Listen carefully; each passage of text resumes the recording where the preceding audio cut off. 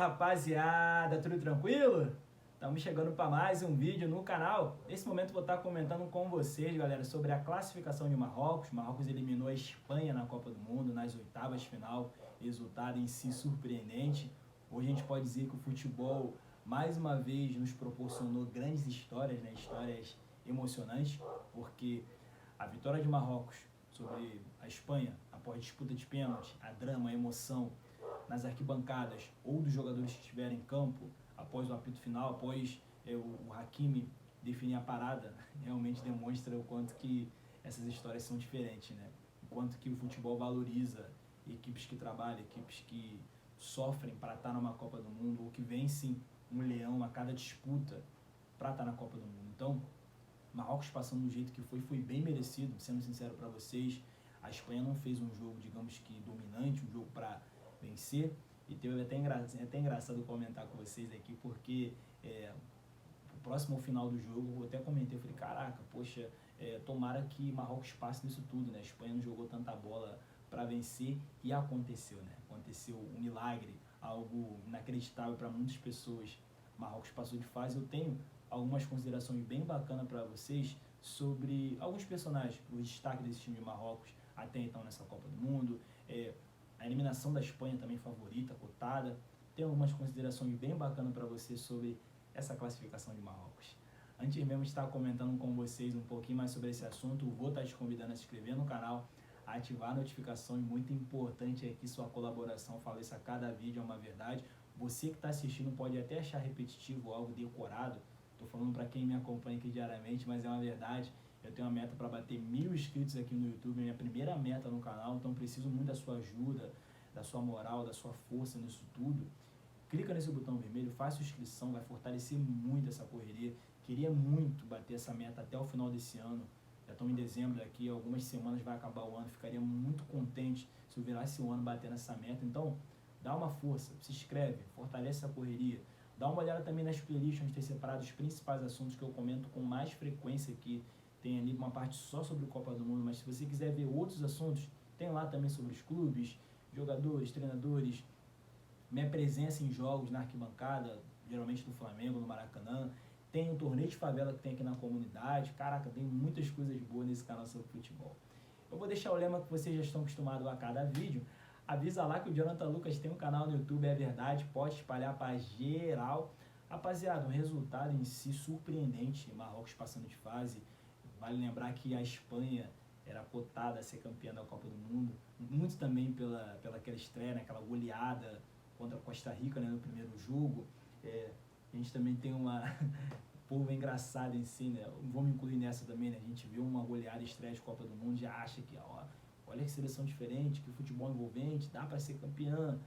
Mas, caraca, não é muito bem por aí, né, rapaziada? A Espanha fez 2 grandes jogos em si na Copa do Mundo, a estreia e o segundo jogo. No terceiro jogo não foi bem contra o Japão, não só pela derrota para o Japão em si na disputa, mas pelo futebol apresentado em campo, time mesclado, no momento final ali com muitos titulares, não conseguiu se encontrar. E no jogo de hoje, digamos que a Espanha ela teve as suas características, né, a seu favor, a posse e todas essas coisas, mas novamente não conseguiu, digamos que, transformar as chances criadas ou a posse de bola em gols. A Espanha, eu já falei para vocês aqui que a Espanha, em certos momentos, tem esse defeito. É um time que muitas vezes tem a posse, tem o domínio da partida, tá ali trocando passes, mas muitas vezes não consegue transformar tudo isso em gols. Tem partidas que acontecem, tem partidas que não acontecem. E o jogo de hoje eu percebi que em muitos momentos foi equilibrado, ou até mesmo com o Marrocos tentando mais vencer, se lançando no ataque. Marrocos buscando o gol em si, o gol histórico. A arquibancada, pelo que eu percebi, tinha mais marroquinos do que espanhóis.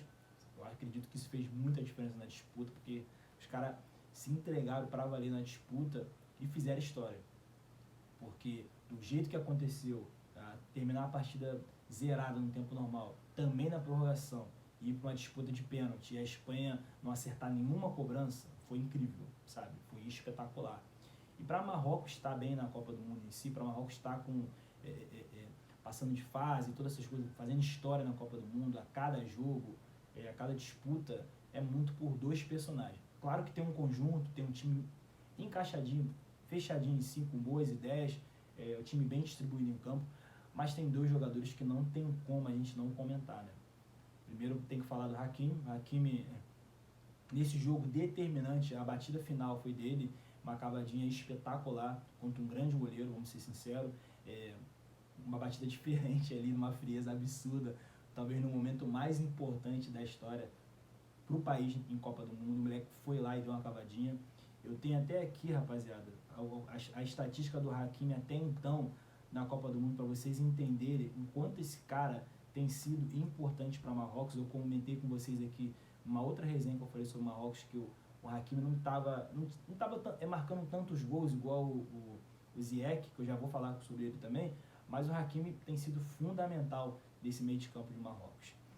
É que eu tenho aqui, ó, o Hakimi na Copa do Mundo, jogador de 24 anos, que fez até então 4 jogos na Copa, teve uma assistência, 3 passes decisivos, 17 desarmes, o primeiro do torneio, 30 duelos ganhos, 20 bolas recuperadas e duas faltas, sendo 8 sofridas.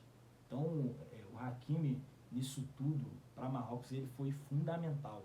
E outra, tem uma história também dele emocionante com a mãe dele, que eu até compartilhei alguns dias na minha rede social, ali no Instagram, no Twitter, sabe? E hoje, novamente, colocaram a foto dele ao lado da mãe, simplesmente incrível. E aí, aqui tem até informação aqui, ó, o Hakimi nasceu na Espanha, mas optou por jogar pelo país de sua mãe, o Marrocos. Hoje ele foi responsável por bater o pênalti que eliminou a Espanha e classificou de forma histórica o Marrocos para as quartas de final da Copa do Mundo. Isso aqui é até um tweet que eu retuitei. Achei muito bacana, emocionante as palavras, também a imagem, para a gente ter uma dimensão da importância do Hakimi desse time de Marrocos. O cara simplesmente um monstro, um mito na cobrança de pênalti, coisa de louco em si, a cavadinha, a frieza, a tranquilidade para bater. Muito bacana essa história de um vencedor, um cara que é ídolo no seu país. Poxa, não tem como não comentar. E também, rapaziada, não dá pra gente deixar de falar do Ziyech. Ziyech também, o craque do time, o cara que sempre faz algo diferente quando tem a bola nos pés. Sempre vem coisa boa ali quando o Hakimi pega na bola do time de Marrocos. O time já tem uma organização, já tem um padrão tático. E quando a bola vem no pé do Hakimi, sai coisa boa, sabe? E eu deixei até separado aqui também a estatística do Ziyech até então na Copa do Mundo, um jogador de 29 anos, que ele é o primeiro em gols relacionado no Marrocos na Copa do Mundo. Primeiro em passes decisivos foram 4, primeiro em chute foram 4 também, primeiro em chutes certos foram 2, segundo em dribles certos foram 7, segundo em passes certos no terço final, 27, terceiro em duelos ganhos, 22. Essa aqui é só algumas estatísticas do Ziyech na Copa do Mundo, o craque do time de Marrocos. Então o Marrocos tem um conjunto, tem um time bem organizado, bem alinhado assim dentro de campo, e tem 2 jogadores que são destaque, 2 jogadores que são monstros. Eu gostei muito dessa história de Marrocos na Copa do Mundo, ainda bem que teve um final feliz nessa disputa, porque eu queria muito ver uma seleção africana numa quartas de final da Copa do Mundo, muito também pelo que os africanos até então proporcionaram na Copa, na competição, a coragem, a luta a cada jogo, resultado surpreendente que as seleções africanas conseguiram contra seleções, digamos que favoritas. Então eu queria muito que uma seleção africana passasse de fase. Eu sabia que ia ser muito complicado contra a Espanha, vai ser muito difícil acontecer. Mas quando eu sentei para ver a partida, eu fiquei observando os detalhes do jogo, veio o primeiro tempo, veio meados do segundo tempo, eu falei, cara, é possível acontecer, sabe? Tomara que o futebol não seja injusto com o Marrocos. O futebol foi muito justo com a história de um povo e de um time que lutou até o fim, desde o início da disputa até o final, até a disputa de pênaltis, para vencer. Eu acredito que o futebol foi, digamos que foi bacana em si o futebol ter premiado Marrocos com essa classificação, sabe? Porque é algo diferente, é algo que a gente tem que enaltecer em si quando coisas boas acontecem no futebol e quando, principalmente, proporcionam boas histórias, histórias emocionantes e histórias inéditas, como essa classificação de Marrocos contra a Espanha. Então é isso, rapaziada. Deixa um comentário aqui sobre esse assunto. Diz aqui o que vocês acharam dessa resenha. Antes mesmo de já tô aqui na parte final do vídeo aqui, mas não tem, até esqueci de comentar com vocês aqui um fato muito importante que eu também fiquei pensando aqui em casa pós-jogo, para complementar essa resenha. Claro que eu falei mais de Marrocos, mas Luiz Henrique da Espanha. Cara, que treinador soberbo, sabe? Colocou a Espanha num patamar muito acima em outras seleções, sabe? Não é muito por aí. Tem a humildade, tem o respeito, tem o reconhecimento por outros trabalhos. Eu acredito que é uma Copa do Mundo bem nivelada, sendo sincero, não vou colocar o Brasil como primeiro, como favorito, nada disso. Desde o início eu falei isso para vocês, falei que o Brasil não tinha... O Brasil tinha favoritismo, mas não era aquele favoritismo, tipo assim, o Brasil em primeiro e outras seleções vindo bem abaixo, não é muito por aí. E a cada jogo da Copa do Mundo a gente está percebendo isso, rapaziada. Então, se tiver uma seleção ou duas cotadas ao título, não tem uma distância tão grande em comparação às outras. Mas ele falou de um jeito como se a Espanha tivesse um pedestal, como se a Espanha tivesse um topo de todas as seleções na Copa do Mundo. Não é muito bem assim, e acredito que a bola pune, né? A bola pune, a Espanha caiu muito pela soberba, principalmente do seu treinador. Mas é um trabalho em si muito bom que eu vejo na Espanha, sabe? Tem jogadores jovens, tem talento, tem moleques que vão evoluir muito no futebol. Gavi e Pedro são monstros. Gavi, então, joga muita bola, moleque talentoso pra caraca. Tem outros nomes importantes, Ferran Torres. Cara, tem bons nomes em si a Espanha.